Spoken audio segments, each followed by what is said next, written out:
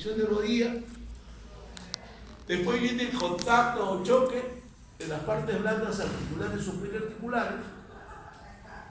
Y pongo cuanto mayor sea el volumen o masa de las partes blandas que entrará en contacto, ¿no?, más rápidamente se limitará la amplitud del movimiento.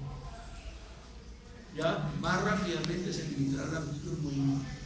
En la flexión de rodillas, por ejemplo, entran en contacto las partes blandas que se ubican en la cara posterior de los tercios distal del muslo y proximal de la pierna, constituyéndose en el segundo factor de limitación de ese movimiento. El contacto o choque de las partes óseas y los parámetros habíamos estudiado, siempre se estudia de pie o en posición anatómica, echado una posición de circuito dorsal. Y ya después entramos a estudiar los ejes de movimiento. Los ejes de movimiento también hemos dicho que son tres, uno perpendicular y los otros dos se encuentran dentro del plano horizontal, ¿no? Muy bien.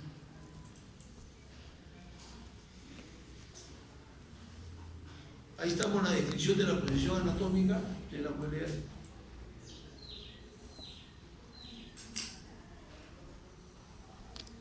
Que hay una posición fisiológica que es variante de la posición anatómica, en la cual la palma de las manos miran hacia la cara externa del muslo, es decir, cómo nos paramos.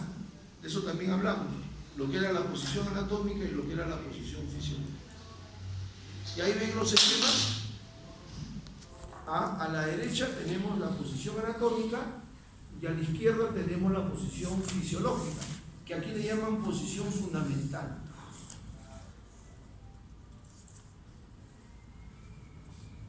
En cuanto a la movilidad osteoarticular, tenemos el plano antero-posterior, en el cual se realizan los movimientos de flexión y extensión. El plano lateral, donde se realizan los movimientos de abducción y aducción.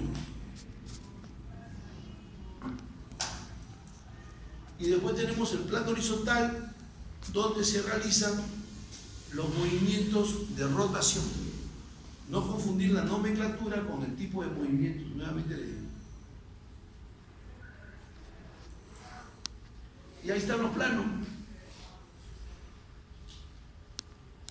Este que está acá, ¿no?, delante de todos, aparentemente es un plano de tipo horizontal, ¿no?, o transversal.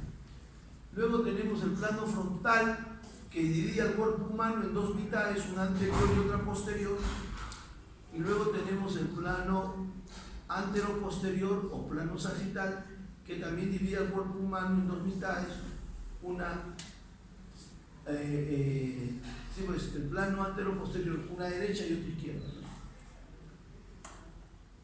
El eje lateral, el eje antero-posterior y el eje vertical.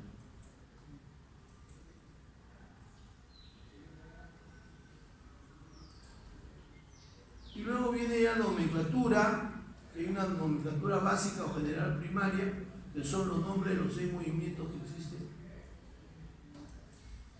Luego viene una nomenclatura específica, ¿no?, que se toma en cuenta si son movimientos compuestos, si son movimientos de aducción de aducción, ¿no?, o son movimientos cinéticos. Son movimientos básicos pero sinónimos, ¿ya? Luego tenemos los movimientos de flexión, de extensión, de abducción, de aducción y por último los movimientos de rotación externa e interna. Entonces, en el caso de la rotación externa del hombro, es un eje que penetra casi perpendicularmente a la base de sustentación y teóricamente ahí se hace el giro de la articulación del hombro, ¿no? Entonces ahí también se ve, pues hay personas, sobre todo mujeres, que tienen mayor amplitud, ¿no?, en un movimiento dado. significa que tienen una hipermovilidad y probablemente tengan un problema que solucionar. Muy bien.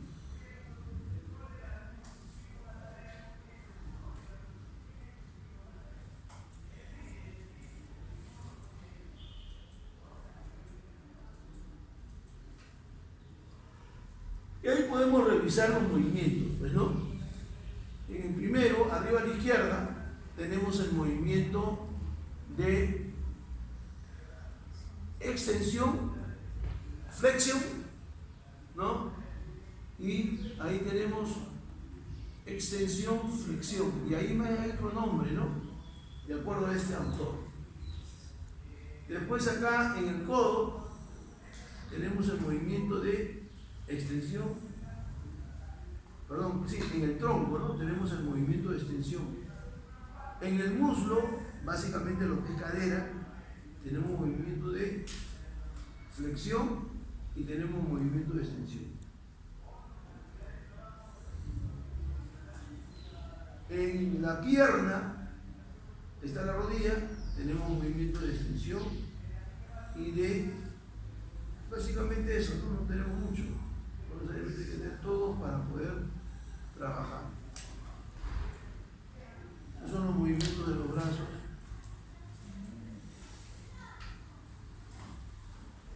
Por último, llegamos a lo que son grados de libertad de movimiento. Se denomina así a la cantidad de movimientos rotatorios y lineales que tiene una articulación y que depende de su estructura y de la influencia y dirección de los músculos que actúan sobre los segmentos que la constituyen. Entonces, acá, cantidad de movimientos rotatorios y lineales que tiene una articulación. O sea, teóricamente, no existe, pues, algo que uno pueda, digamos, objetar, ¿no? ¿Por qué? Por ejemplo, el hombro, ¿cuántos movimientos tiene? 3. El codo, ¿cuántos movimientos tiene? 2. La muñeca, ¿cuántos tiene? 4. Las articulaciones metacarpofalángicas, ¿cuántos movimientos tienen? 6. En cambio, ya en las interfalángicas intermedias y distales, ¿no? Sucede un cambio brusco, ¿no? Y entonces ya pues estas articulaciones solamente tienen, en el caso de la metacarpofalángica tienen 4 movimientos, 2 pares. En el caso de las interfalángicas tienen 2 movimientos cada uno. Eso era parte de la chamba que les he dejado, ¿no? Ustedes tienen que averiguar eso. ¿Y cómo se determinan los grados de libertad de movimiento? Es igual al número de ejes y planos de movimiento que posee. Así, por ejemplo, el hombro y la cadera son articulaciones que poseen los tres ejes. Son articulaciones triácticas. Por lo tanto, tienen cada una de ellas 3 grados de libertad de movimiento. La muñeca y la metacarpofalángicas poseen dos ejes, por lo tanto solo tienen 2 grados. El codo y las interfalángicas poseen solo 1, teniendo solo 1 grado de libertad. Casi todas las articulaciones, con excepción del codo, la radiocubital de la rodilla, las interfalángicas y la antroadontoidea, tienen más que 1 grado de libertad de movimiento. ¿Ya? Tienen más que 1 grado, nada más. Luego entramos al concepto de las cadenas. Las cadenas, una cadena es la unión sucesiva de 2 o más segmentos corporales a través de las articulaciones móviles que lo constituyen. Cada segmento corporal es considerado como un eslabón de la cadena y las articulaciones son sus puntos de unión.